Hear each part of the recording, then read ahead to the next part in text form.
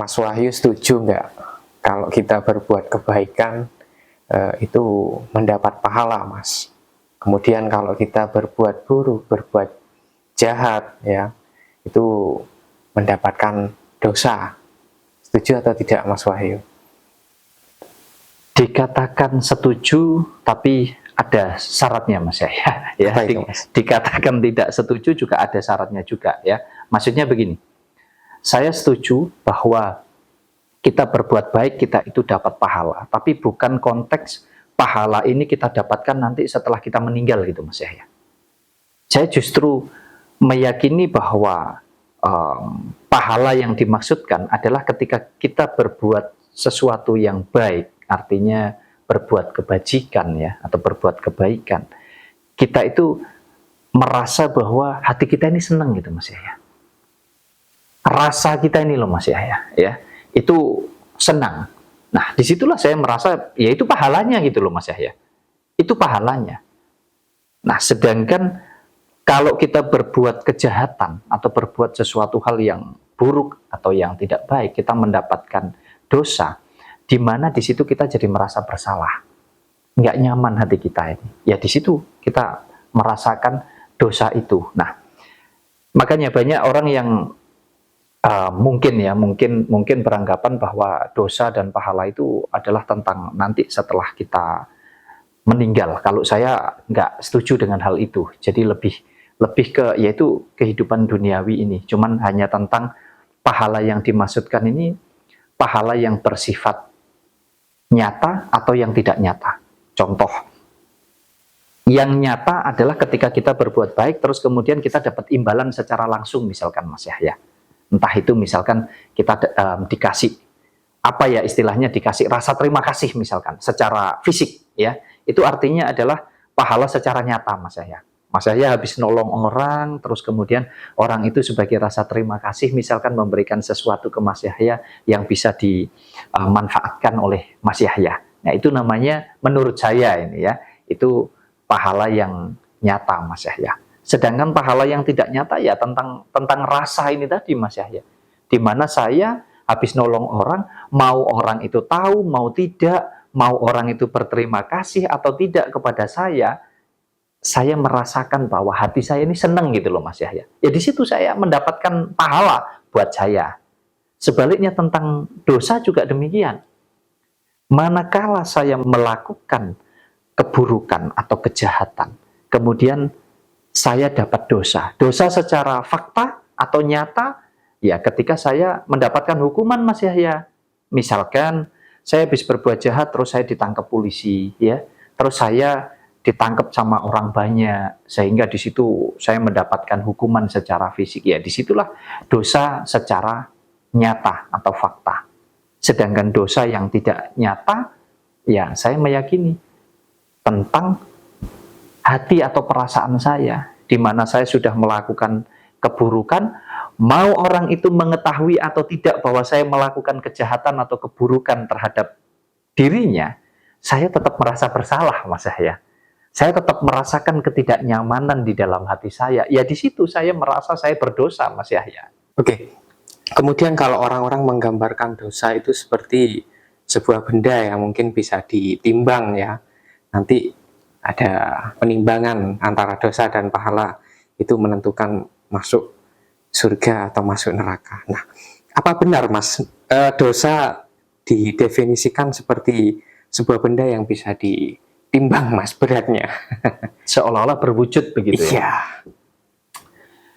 Waduh, ini mungkin agak kebablasan kita keblinger dengan dogma ya, Mas Yahya. Buat saya nggak ada itu.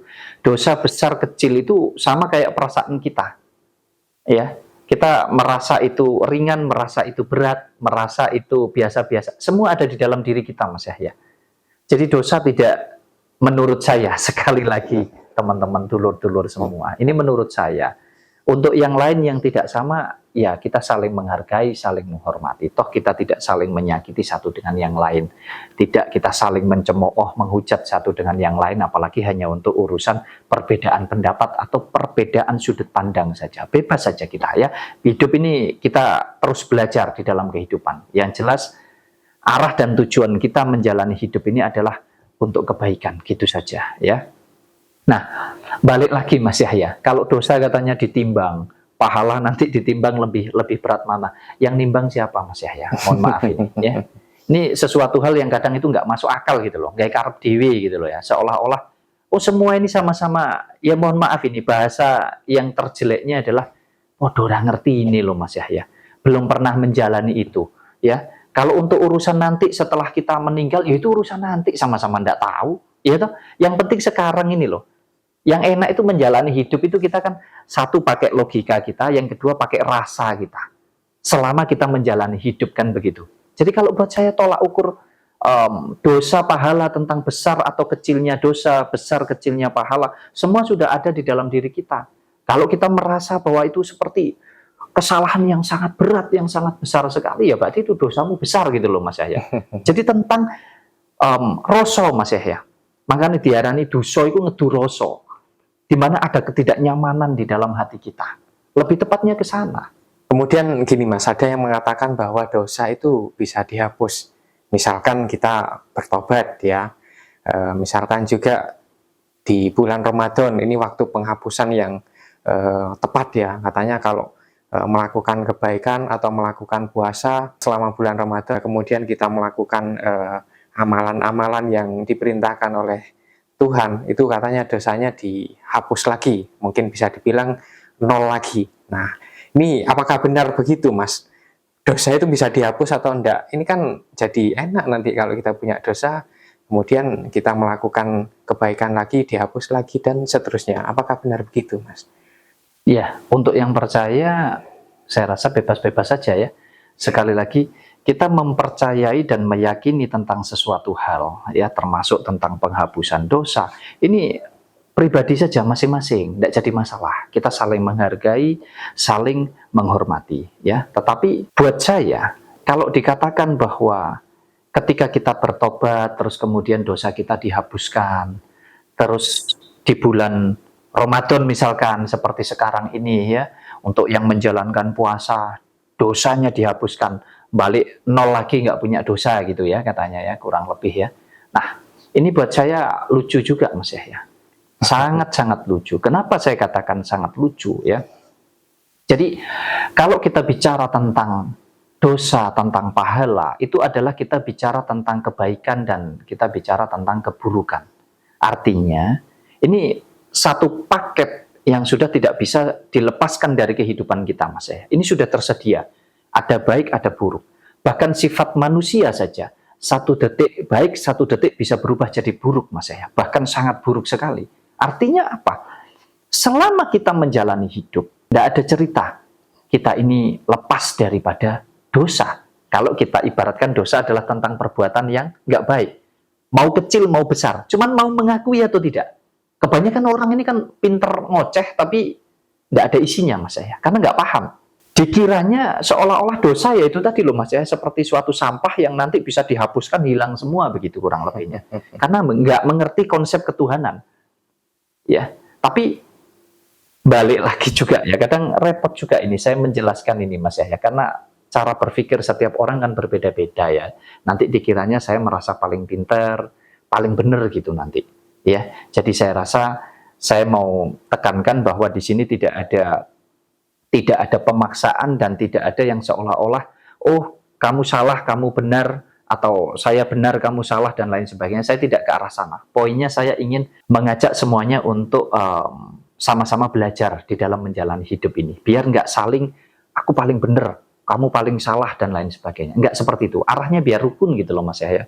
Saling menghargai, saling menghormati. Ya. Balik lagi, kita bicara tentang kebaikan dan tentang keburukan itu tadi. Setiap hari kita akan lakukan itu Mas Yahya. Selama kita hidup. Nah, terus kalau dikatakan dihapus, dihapusnya dari segi mananya ini? Tidak ada. Dihapus ya kalau kita meninggal itu sudah terhapus sudah Mas Yahya. Secara otomatis karena sudah tidak ada rasa di sana. Wes nggak onok meneh. Kita membedakan tentang kebaikan dan tentang keburukan. Kebaikan dan keburukan itu ya ada selama kita hidup ini Mas Yahya. Mengerti konsep ketuhanan itu sangat penting sekali. Saya sering katakan bahwa menurut saya Tuhan itu bukanlah sebuah wujud atau sebuah sosok. Sehingga seolah-olah kayak kita pengajuan apa gitu ya.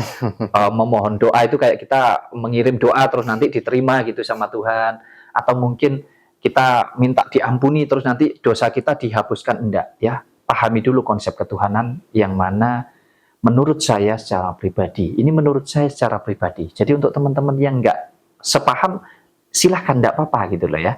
Tuhan itu ada di dalam diri saya, ada di dalam diri kita masing-masing. Makanya Tuhan dikatakan bahwa atau diyakini bahwa Tuhan ini maha segala-galanya. Apa yang belum kita ucapkan saja itu loh, Tuhan sudah maha mendengar, maha mengetahui, Mas Yahya. Kita mau melakukan hal baik, baru mau aja katanya kita ini sudah dapat pahala gitu ya. Karena ada niat baik di sana. Padahal yang ngasih pahala siapa? Ya diri kita ini, Mas Yahya. Karena Tuhan ada di dalam diri kita. Artinya kita berbuat buruk, berbuat baik, diketahui atau tidak diketahui orang lain, yakinlah bahwa Tuhan itu tahu. Karena Tuhan ada di dalam diri kita, Mas Yahya. Nah terus yang bisa menghapus dosa siapa? Ya kita sendiri ini, atau Tuhan kita ini. Di mana kita tidak terjebak dengan pola pikir kita. Bahwa kita ini merasa bersalah. Bahwa ada ketidaknyamanan di dalam hati kita. Di jerone rasane awake dhewe. Ya ning kono, awake dhewe iku mangko merasa berdosa, Mas Yahya. Tetapi manakala di dalam diri kita, di dalam hati kita, ning jerone rasane awake dhewe, kita merasa senang, kita merasa bahagia tentang hal-hal baik yang kita lakukan. Kita lupa dengan keburukan yang kita lakukan. Ya di situ kita dapat pahala, Mas Yahya. Ya sama halnya dengan hukum karma. Itu kan tentang sebab akibat. Ya beda tipis dengan kita bicara tentang dosa ataupun pahala. Ini balik lagi, cara memahami seperti ini mungkin tidak bisa dengan sumbu pendek. Tidak bisa dengan cara berpikir yang sempit, Mas Yahya. Jadi harus ngerti betul konsep bertuhan itu seperti apa sih. Oh, dosa yang dimaksudkan dosa yang seperti apa gitu ya. Supaya kita ini nggak hanya termakan oleh doktrin seolah-olah dosa itu jadi kayak sesuatu sampah yang mungkin bisa kita ada tumpukan kayak sudah menggunung dosa kita begitu ya.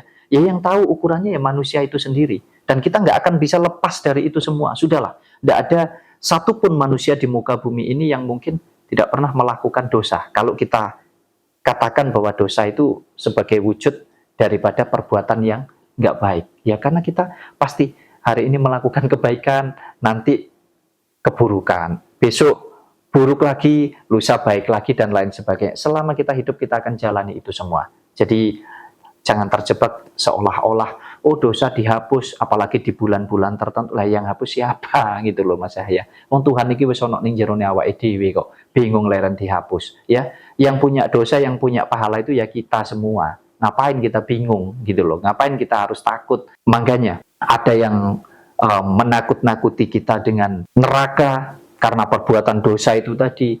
Ada yang mengiming-imingi kita dengan surga karena pahala itu tadi. Kita ambil sisi positifnya. Perkara nanti setelah kita meninggal, sudahlah. Ayo, wis opo jarengko gitu, Mas Yahya ya. Apa kata nanti? Tapi kita jalani selagi kita memiliki kehidupan ini. Kita jalani dengan baik, dengan benar. Kita ambil sisi positifnya, bahwasanya surga, neraka, dosa ataupun pahala, itu kita jadikan kontrol saja untuk diri kita. Supaya kita bisa lebih hati-hati. Supaya kita bisa lebih mengontrol diri kita, oh mana sih perbuatan yang baik, mana sih perbuatan yang tidak baik, mana perbuatan benar dan mana perbuatan yang nggak benar. Mungkin dari sisi positifnya saya lebih senang ke arah sana, Mas Yahya. Tapi kalau terjebak dengan tentang ketakutan, pahala, dosa, surga, neraka, saya itu urusan nanti setelah meninggal. Sama-sama tidak ada yang tahu, sama-sama tidak bisa menjelaskan, bahkan membuktikan itu pun tidak bisa, Mas Yahya. Karena ya saat ini kita masih hidup. Kalau kita menceritakan hal yang belum kita jalani, artinya kan kita cuma bercerita itu, Mas Yahya. Bener enggak?